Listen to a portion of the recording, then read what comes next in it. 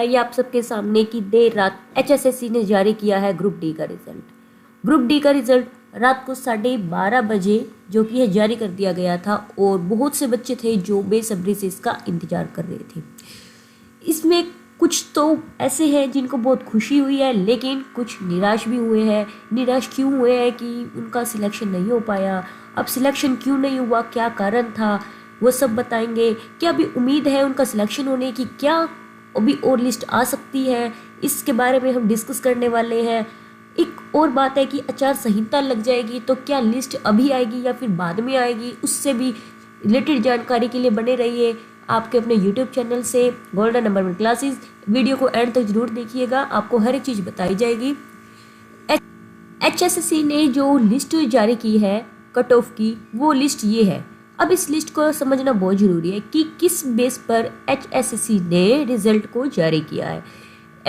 देखो, जो ये वाले मार्क्स है, ये मार्क्स वो है जो एग्ज़ाम के अंदर मिले हैं, यानी कि जो एग्ज़ाम में जितने करेक्ट आंसर थे उसके अकॉर्डिंग ये मार्क्स मिले।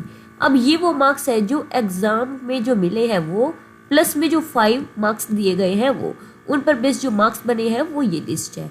ठीक है, अब जो रिजल्ट जारी किया गया है वो इस तरह से जारी किया गया है कि यहाँ जो मार्क्स है वो भी कट ऑफ के अंडर आते हो और जो ये मार्क्स है वो भी कट ऑफ के अंडर आते हो। उन बच्चों को लिस्ट में जारी किया गया है कि उनका सिलेक्शन हो गया है। लेकिन अगर ऐसा है कि प्लस करने पर, यानी कि जब 5 प्लस कर दिया तो वो कट ऑफ के अंडर आ रहे हैं, लेकिन +5 ना करने पर वो कट ऑफ के अंडर नहीं आ रहे, तो उन बच्चों को सिलेक्शन लिस्ट में जारी नहीं किया गया। अब ये भी फैसला लिया गया है कि कम से कम 5000 जो स्टूडेंट्स हैं उनका सिलेक्शन और हो सकता है, यानी कि न्यू लिस्ट आ सकती है। अब बात यह है कि क्या न्यू लिस्ट आएगी और कब तक आएगी। अब ये भी सुनने को मिल रहा है कि जो न्यू लिस्ट की बात हो रही है, न्यू लिस्ट कब तक आएगी इसके बारे में ये आ रहा है कि अब आचार संहिता भी लग रही है। आचार संहिता के अंदर वो आचार संहिता लग कब रही है, पहली बात ये 12 मार्च को आचार संहिता लग रही है। अब आचार संहिता के लगने के बाद ही लिस्ट आने के चांसेस है, जिसके अंदर कम से कम 5000 बच्चों का और सिलेक्शन हो सकता है।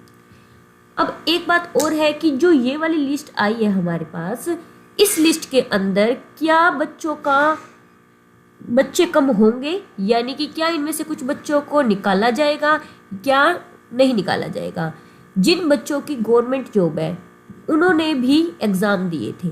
अब जो गवर्नमेंट जॉब पर ऑलरेडी है उनका तो सिलेक्शन नहीं होगा, तो यानी कि वो बच्चे लिस्ट से निकाल दिए जाएंगे और लिस्ट की जो है डाउन हो सकती है। और जो बच्चे लिस्ट डाउन होएगी तो सीट खाली होंगी, सीट खाली होगी तो क्या होगा, और बच्चों का सिलेक्शन होगा। तो जिन बच्चों ने उम्मीद छोड़ दी है कि हमारा सिलेक्शन नहीं हुआ, वो अपनी उम्मीद बनाए रखें। और साथ के साथ 56-57 का भी रिजल्ट आने वाला है और वो उसकी लिस्ट जारी होगी। तो जिन बच्चों का इसमें हो गया तो ऑब्वियस है, तो गवर्नमेंट यही देखेगी कि इसके रिजल्ट के 2-3 दिन बाद ही दूसरी लिस्ट को जारी कर सकते हैं।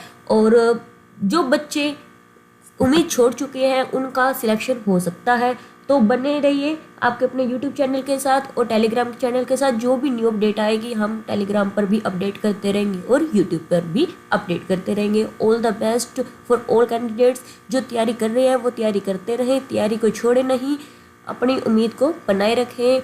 All the best and happy Mahashivratri.